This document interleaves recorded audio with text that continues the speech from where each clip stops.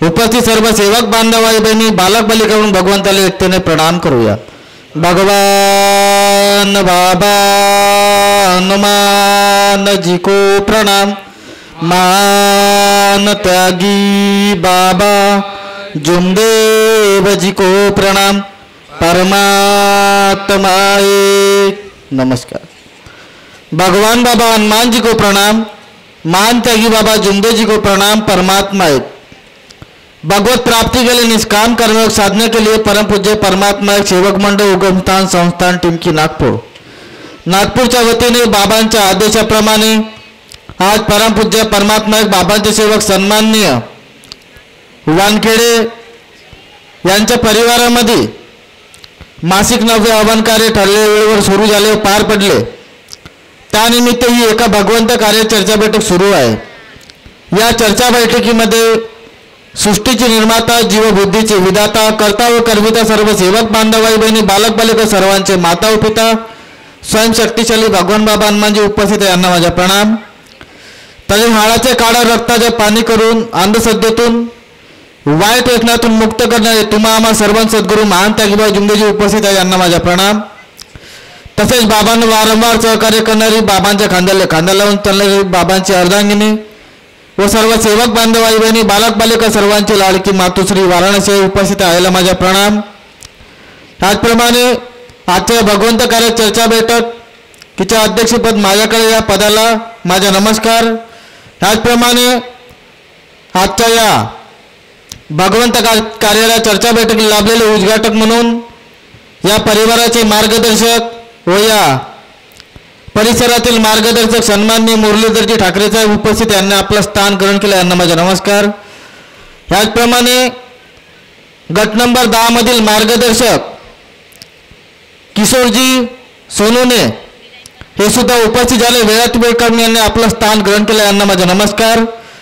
त्याचप्रमाणे आम्हाला वेळोवेळी बाबाच्या हयातीतून मार्गदर्शन करणारे ज्येष्ठ मार्गदर्शक भंडारा परिसर येथील मार्गदर्शक सन्माननीय मणिरामजी बडवाई काकाजी उपस्थित यांनी आपलं स्थान ग्रहण केलं. यांना माझा नमस्कार.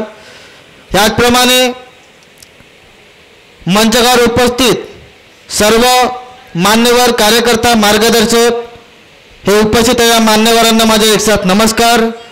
याचप्रमाणे या जुन्नर परिसरातील सर्व सेवक बांधव आई बहिणी बालक बालिका आमंत्रित तसेच निमंत्रित पाहुणे सगळे उपस्थित आहे सर्वांना माझे एकसाथ नमस्कार. त्याचप्रमाणे आजच्या या चर्चा बैठकीला लाभलेले संचालक साहेब हे सुद्धा उपस्थित यांना माझा नमस्कार. तर संचालक साहेबांनी आतापर्यंत छान 4 तत्व 3 शब्द 5 नियम भगवंताचे गुण बाबाचे गुण दुःखी मानवाला आलेले अनुभव मार्गात येण्याचे कारण मार्गात आल्यावरचे अनुभव या आधारित ही चर्चा बैठक सुरुवात केली व खरोखर आतापर्यंत छान सर्व सेवक बांधव आई बहिणी बालक बालिका सर्वांना भरपूरसे अनुभव मिळालेले आहेत. तर सर्वांच्या पोट भरलं का हात वरत करून सांगावे. अनुभवाने सर्वांचं तन मन भरलं काय.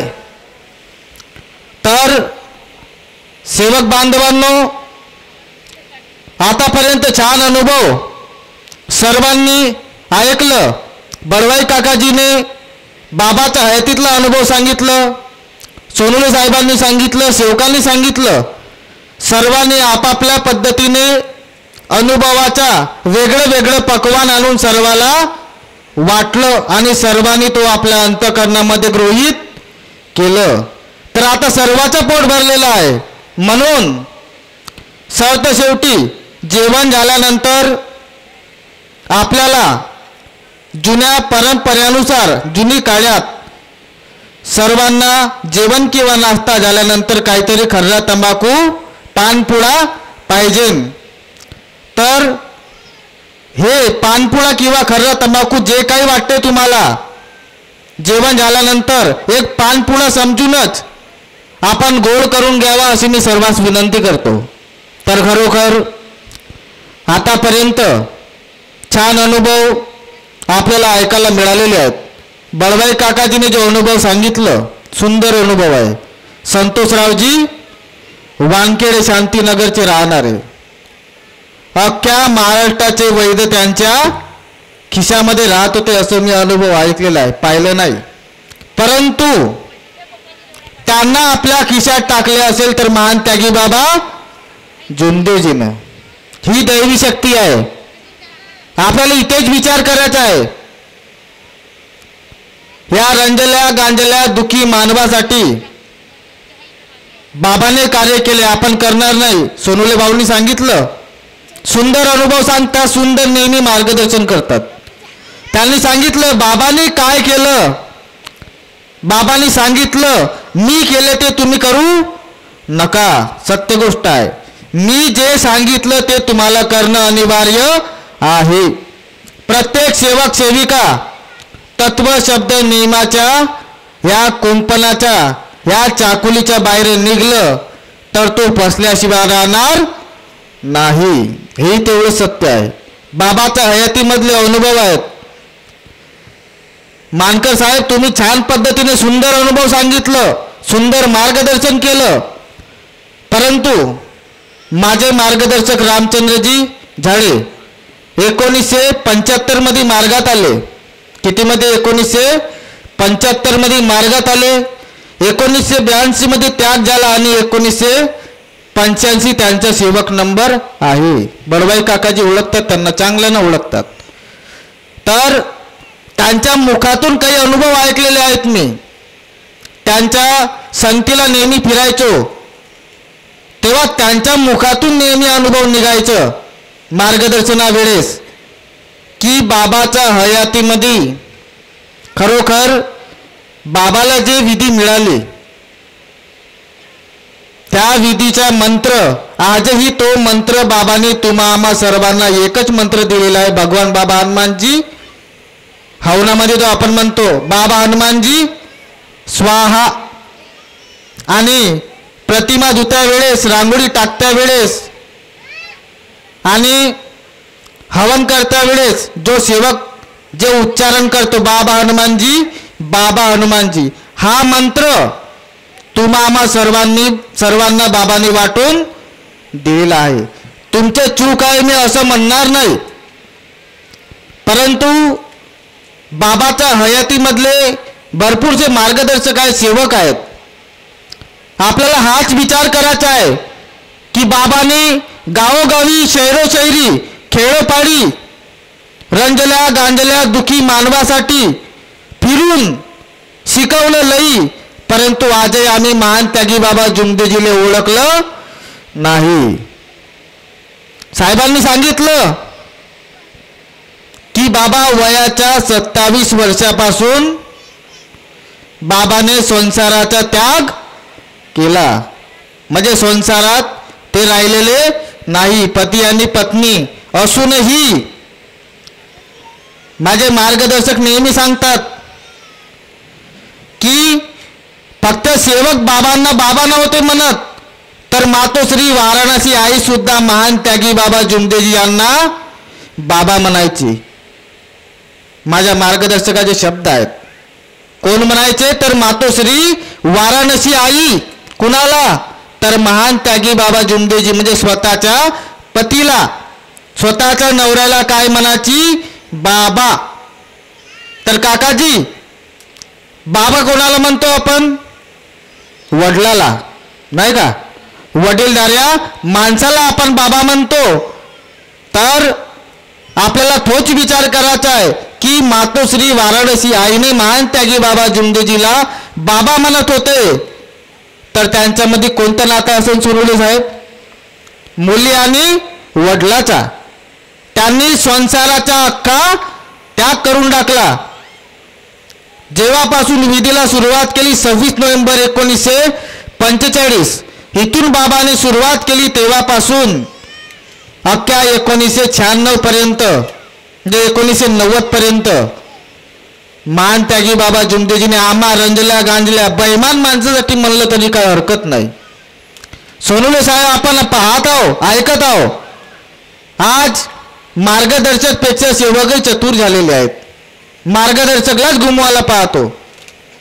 अनुभव आहेत, लाखो अनुभव आहेत. असे आज इथला अनुभव आहे, इतका जोरदार अनुभव आहे भुताटकीचं, परंतु या मार्गाची सुरुवातच भूतापासून झाली तरी असं म्हणायला काही हरकत नाही.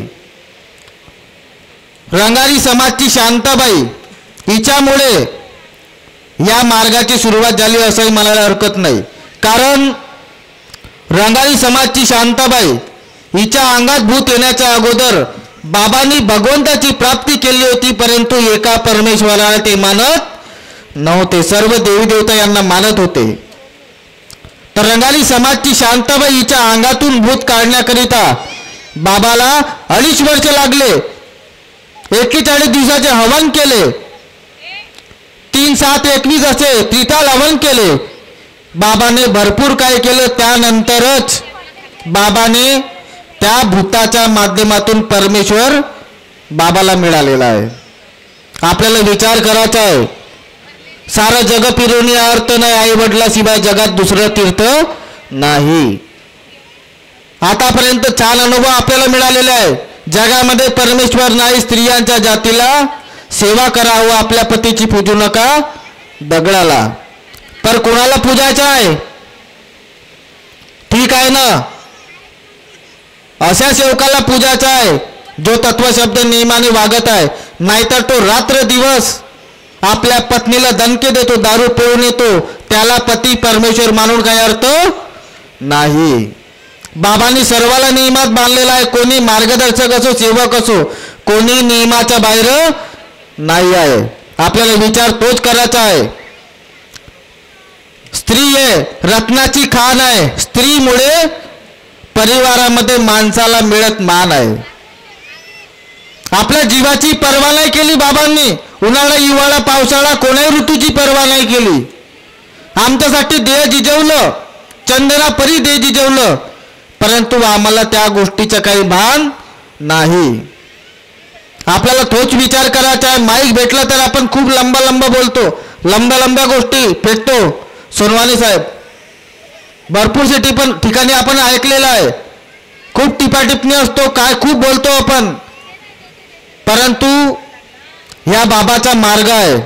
बाबाने या मानव धर्म जो स्थापन केलेला आहे, इथं ज्याची करणी त्याला भरावे लागतो. हा सत्याचा माईक आहे. साहेबांनी सांगितलं हा माईक सत्याचा आहे. हा अगोदर नेत्याचं होतं, आपला माईक नाही.